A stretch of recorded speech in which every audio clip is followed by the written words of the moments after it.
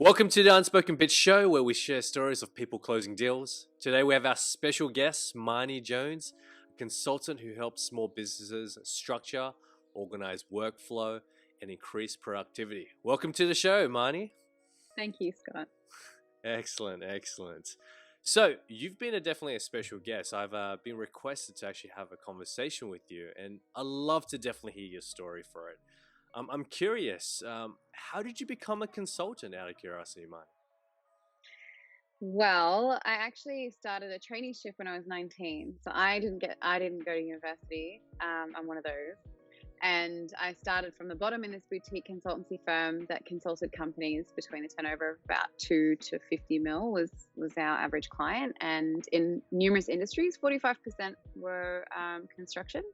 But then we had professional services, non-for-profit, manufacturing, mining as well. And I basically worked my way from the bottom to the top, essentially. Can I ask, you're working with, did you say 2 to 45 million? Is that the bracket, did you say?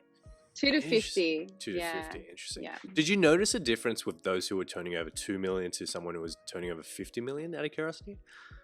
Definitely. And I could also tell quite easily with the smaller companies whether I think they would get to the higher turnover, and if they did get to the higher turnover, how long would it last as well? Because there are some people where I knew they'd get there, but I was like, oh, I don't think that would last very long.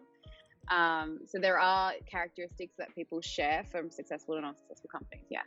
Interesting. And what do you think that was? I mean, you just mentioned you could see it through that they probably couldn't succeed. Like, I'm curious, from your opinion, what did you see? What was the difference? A couple of things. Generally, it's the attitude towards things. Either you have people that are focused on solutions or people that are focused on problems. And I know that's a very, very broad way of looking at someone, but it does tend to determine their success rate in business, because a solution-oriented person, especially founders, their job is to just go, we'll just go there, don't worry, we'll figure it out as we go. And managers sit there and go, but wait, should we do this first? And do we have the money? And do we do this? And the founder's like, no, we'll figure it all out. Let's just move. And they focus on finding ways to solve problems. And you have other people that are a little bit more like problem-oriented or not necessarily as ethical. So they might, if they get a whole bunch of money come in, they might spend it on a car. Or, they don't really understand how much goes into building a business of that size and to get the turnover that big. And I also find that once you reach a certain point, it gets a lot easier. There's that fine line between that first, where you first hire the office manager that you don't think you need, that will get you this. And there's this weird little time period that if you can make it through that and you get above, it's a lot easier thereafter. Interesting. So I'm hearing it's a time factor, and that's how you kind of assess it. Is that what I'm hearing? Yes, there is that as well. Like if you have someone who's been in business for 20 years and they've never got over 2 mil, then they probably won't without help. Yes, there is that. But I'm just saying that there's a time period in your business in terms of growth. There's a step that if you just got to spend a little bit more money to make it go to the next level, and some people don't do that risk. They never make that jump. Like I have a client who turns over only 2.5 mils. They're small and is a plastering company, and he was at that point a year ago where he could have hired a specific HR manager to hire more staff for him, but it was such a big commitment he didn't do it. And then this year he's at the same turnover, and he realized it now, so now he's doing that, but he realized he could have done it a year ago, but he didn't take that jump. He wasn't ready. So there's these points in your business where you can tell if you take that jump, then you could reach the next echelon of income if that's what you want. Yeah, absolutely. No, that's fascinating. I've never heard of that concept before, but I guess being in the industry, having seen so many of these businesses, that leap is definitely important, especially going from like 2.5 to going to I guess the next leap, that next quantum leap for it. And is it just because they lack that resource? Is that they're just trying to do it themselves? Is that what you're seeing with those it's part of that. Yeah. I also find the successful companies, the owners that run those businesses know what they're good at and know what they're not good at, and they let me do my job.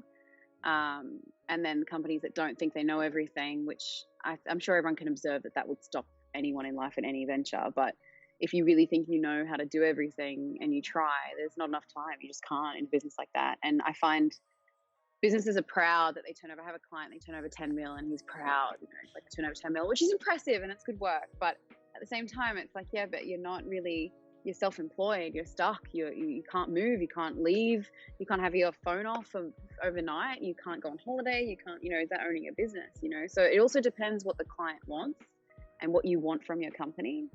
and what you're prepared to do to get it, I guess. Interesting.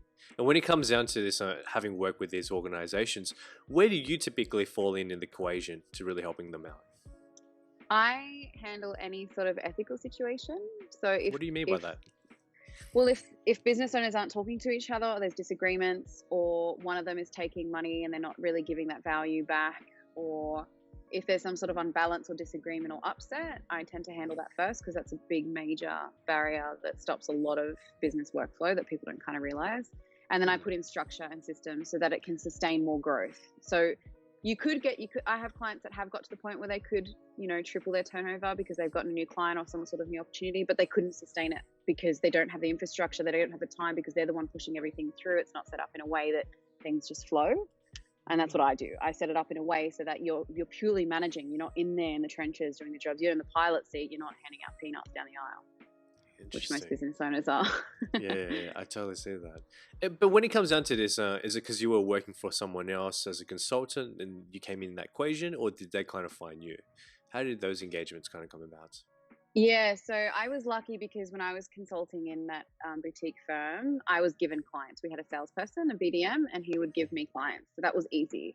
From there on, I left that business and then started out on my own. And I got a lot of old clients come back, and then I just referral only. So I don't do any cold sales. I'm not sure I'd be very good at it, but I'm good at making something. My skill set in sales is someone realizing the pain that they're in because they don't have something. That's what my sales technique is. Yeah. Interesting. Let's definitely pin that because I'd love to definitely come back into it. I'm curious for that transition, right? Having working with this boutique and then obviously starting your own ship, what triggered for you to start your own thing out of curiosity? It's actually a funny story. I refused to consult. I was like, I'm done. I had 6 years of really hard work, and I was just like, I'm never consulting again. And then I found these two guys, and I met them randomly. It's a whole other story.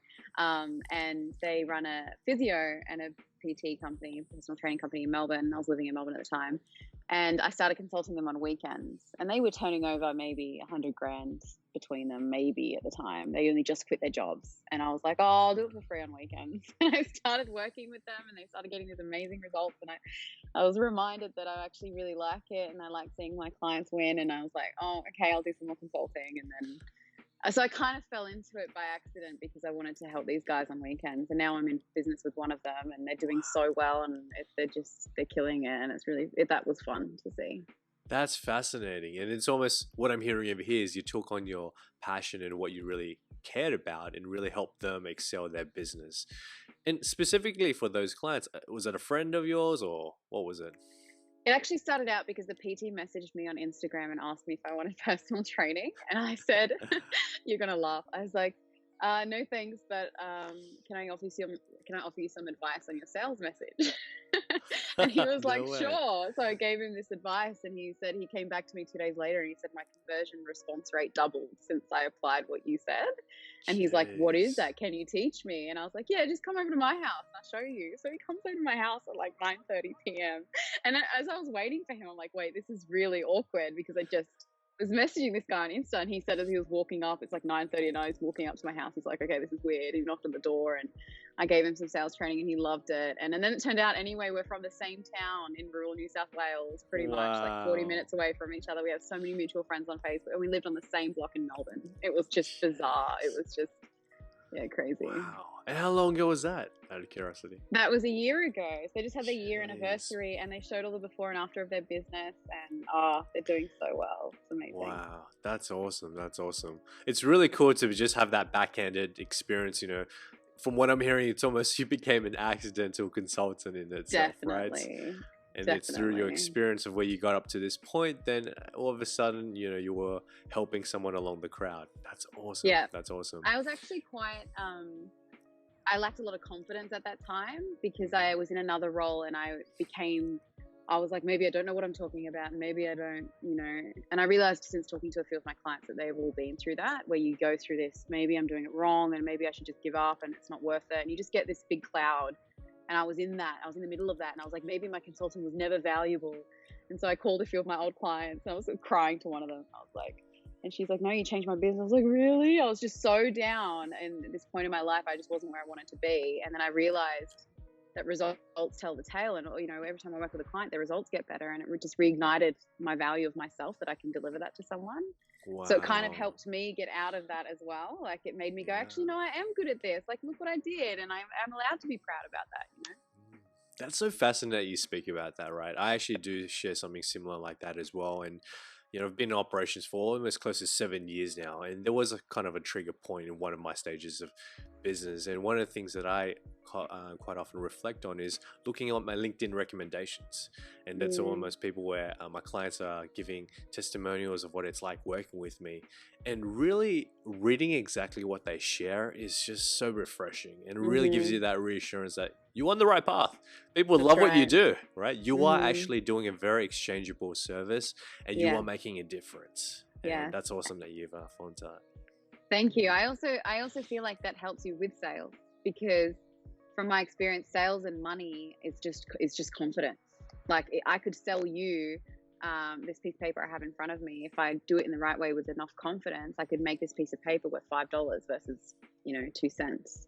And so sales is about that. And it's important that you know your worth and you know that you can deliver something good. So if you know you're not good, then you need to work on that before you start really selling. That's my opinion. But also, don't be afraid to ask your clients, can you tell me what I did for you? Because I find that we tend to give feedback, like constructive criticism, a lot of the time, and that's great. But I feel we also have a right to ask for what we do right, because it just validates that and makes you more confident and makes sales easier as well. Wow. And when you do give constructive feedback, right, it seems like, was it just ingrained in you having worked with this boutique consultancy firm? Is that kind of where you've really developed that, or has it always been receive feedback or give it? To give feedback, yeah. Yeah, I'm trained to find the problem in everything, which for a while was not a good thing. You know, I would apply it to my relationships, my personal ones with my sister. I'd be like, you know, you're saying that wrong. So you got to remember to switch your hats over. But I'm trained to find the problem in everything. The key with my work is to deliver it in a way that makes them feel good and smile and be like, I'm so happy to fix this, not feel awful about themselves and feel like they did it wrong, because that's not going to make anything better. Wow, that's so fascinating. But let's go back to the point where you were talking about in terms of confidence, right? Having worked with, how many clients have you worked with now up to this point? I don't know. I've trained over 2,000 people. I don't know. That's hundreds, great. couple hundred. I don't know. And when it comes down to this concept, when you were talking about confidence is definitely the leeway for the sales, and obviously understanding the product and what you're really exchanging. Tell me more about that. Did you see a lot of businesses who kind of lack that ability?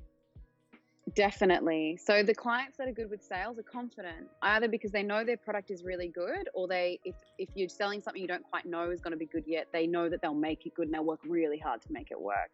And that's why sales is also on the other flip side. It's awful, because if you don't get a sale or you miss a target, then you feel awful, then your confidence goes down. When your confidence goes down, the next sale isn't good. And then you know you're in the meeting, you're like, this is awful. And you've already decided before you do the meeting it's not going to work. And then it kind of rolls into this big ball of like frustration. So my business partner in Melbourne, we sell like health and fitness programs. That's the PT guy that was my client. Yeah, your first and venture, he does yeah. sales. My first venture, yeah. And he does sales. And this one day he was so upset and he just was feeling really bummed. He's like, no one's buying it. It was really awful. And I just said to him, I was like, have the day off. Like, just, you can't do sales when you're not confident, because I don't know why or how, but it just doesn't work. I've never made a sale when I've felt like I shouldn't make the sale, or that I'm not confident, or I'm not sure, or will they like it. It's kind of like, yeah, like this will be good, I think, because of this and that. And, you know, that's more specific on the sales actual conversation. But confidence is like the foundation of sales, in my opinion. I've never heard anyone talk about that, right? Especially when, you know, it's a very bad day. I mean, no one really talks about, you know, just take the day off or go for a walk, right? And really just like shake it off. Because from what I'm hearing over here, if you're not really confident in that very day, like shake it off and really start fresh again. Because you definitely want to be present to be able to, I guess, exchange, right? Being able to help and service someone, right? And I think this is part of my favorite word to do with sales. This would probably be my biggest tip, which is maybe controversial, I'm not too sure. And it's a word I only learned recently. And the word is insouciant. And insouciant means to be carefree or to not care. And there's two types of not caring. There's like a depressed, well, it doesn't matter anyway, let's not bother. And then there's a really, energetic, like, well, if it happens, it happens. If it doesn't, I'm sure something else will go right. And that's what successful business people are kind of like. They're like, oh, it's a really big client, but if I don't get it, I'll find another one. It's like insouciant. They don't care, right? So you have to somehow reach this feeling of not caring, not from the point you don't care about the client, but you don't care if you get, it's like, well, then another client will come. If you become so hell-bent on one sale and you must have that sale, that's when it shakes your confidence. So you're better off canceling or rescheduling the meetings in the afternoon if you're not feeling like that, and going to the beach. And that's what I told Josh to do. I said, go to the beach. And he went to the beach, and I said, don't take your phone, and just don't care. And I'm sure tomorrow when you do the sale, it'll be different. And he got the 3 sales the next day, and it was the first sale he made in 2 weeks. Wow. What do you reckon the science is behind that? I couldn't tell you. I'm curious. Yeah. I feel like there's this natural law of the universe where if there's like a kitten or a toddler and they're in a room and you want them to be on your lap, they're not going to go to your lap. They always go to my dad's lap, and he doesn't want cats on him, and he doesn't care. He's insouciant. And so the cat always sits on his lap, whereas as kids, we're like, cuddle me, and the cat won't. There's like this, or, dating games where if you're too, it's like, it's just, I don't know. It's kind of like if you care, it's a push energy, right? If you're insouciant, you're just there, and then it allows for something to come back. Whereas if you care and you're pushing out, how can something come in when you're pushing out?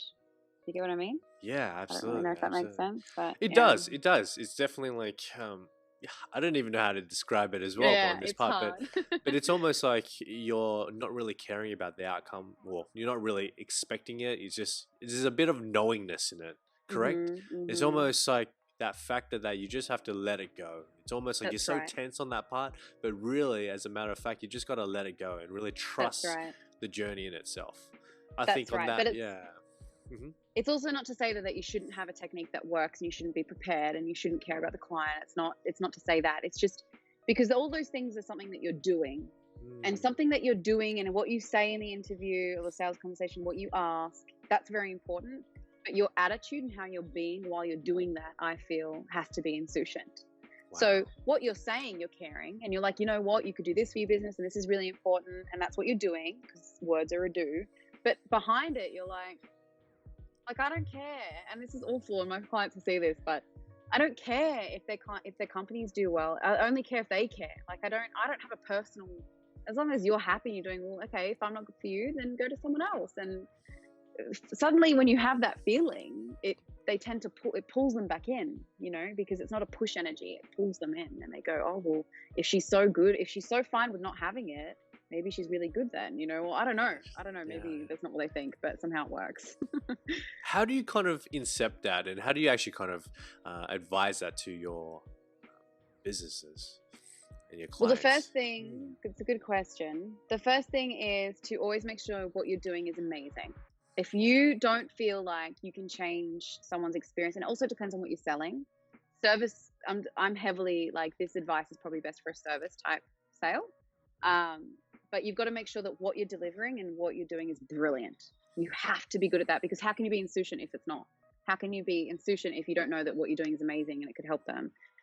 So I would always recommend to have that, to nail your process, nail how you're doing things, nail the touch points with the client, nail the whole delivery side. And also know and really know what you've done for your clients and your customers, because that creates the ability for you to be insouciant. Like, okay, if you don't want to work with me, that's fine. Like I have an architecture firm in Sydney, and she saved 90 grand after doing finance training with me, and she realized she could have made 600 grand more profit that year if she had looked at her numbers the way that I told her to. So I don't care if you don't have it. If you don't want to do that, that's okay. It's your business, So because I have these other results over here, when you know your clients, you know what you're good at, and you know what you've created, you can be insouciant. Wow, that's fascinating. Because was there been a lot of resistance for those who actually kind of skip that step when you kind of advise that? They're like, look, let's just get to the point. Can we kind of skip this step? Do your clients kind of say that at all? No, I don't. No, they don't. I also don't try and sell them anything. And I think that's what your other guest was saying. I'm sorry, I forgot his name. I really liked what he said about that, how he's like, I'm not trying to sell. it's like I just go, well, what problems are you having? And it's a pain sale, and some sales aren't pain sales, but this is business also, by the way, it's quite easy to sell to small businesses. I know it's very saturated though. I'm in a very saturated market with a lot of coaching, a lot of options for business owners. So in saying that, it's hard in that way, but it's easy to go, well, how much sleep do you lose over not having that? And how much money do you think you could have made if that problem wasn't there? And how many fights have you had with your partner because your business isn't doing so well right now? And how often do you see your kids? And they're like, oh, small business, it's easy to find that.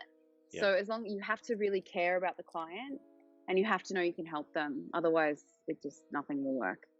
Absolutely, absolutely. I like hearing that you just think beyond just obviously what the immediate problem is, but really delving in deep, helping them understand the effect of the other areas of their life as well. Interesting. I have to do that because the type of work that I do isn't common. It's not common. You go into a company and it's really structured and everyone knows what they're doing and there's policy and there's process and there's onboarding. And then if they don't know what to do, they can go look it up, and the managers are really good and they're paid based on their performance. It's not that common. There's elements of it. So I'm selling something that doesn't exist, that they can't see. So if I don't get them to see how it could be, then they won't ever buy it.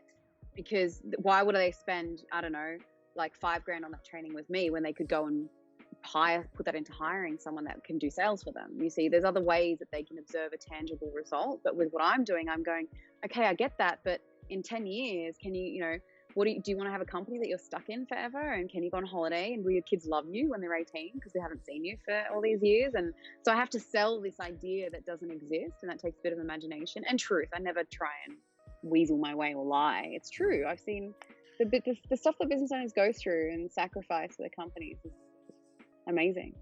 Wow. Because I really like that you're really enforcing, I wouldn't say enforcing, but really sharing and helping them see the other areas of their life. Has there been clients kind of where just they don't see it, they can't even see how it kind of affects the other areas? Has that ever happened to you? No, that hasn't happened to me. But in saying that, I get referred really good clients. Like, I only work with really great people that I absolutely adore and I really admire, and they're only going to have friends like that too. So I don't really have clients like that. And people in business, I find, wouldn't last that long if they can't see those things. That's why they're so hungry, because they know how much they're putting on the line. That's what I've observed anyway. Interesting.